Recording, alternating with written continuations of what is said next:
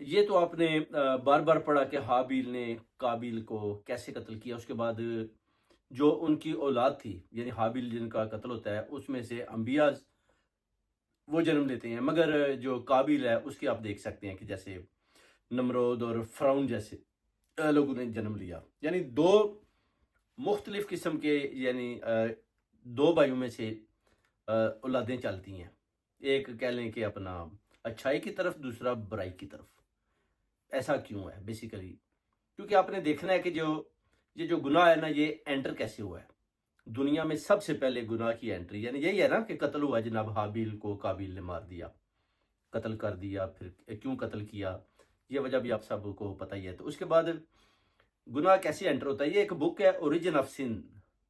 Origin of sun اگر پڑھیں تو اس میں حابیل اور قابیل کیا جو ہے نا مکمل طور پر لکھا ہوا ہے کہ گناہ کیسے جو ہے نا انٹر ہوتا ہے۔ اسی طرح اگر آپ دیکھیں گے کہ اپنا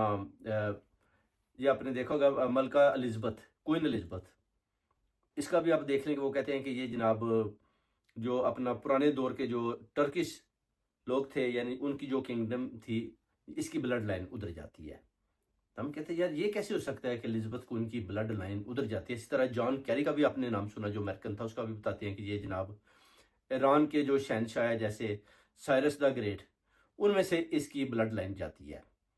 یعنی یہ بیسیکلی سارے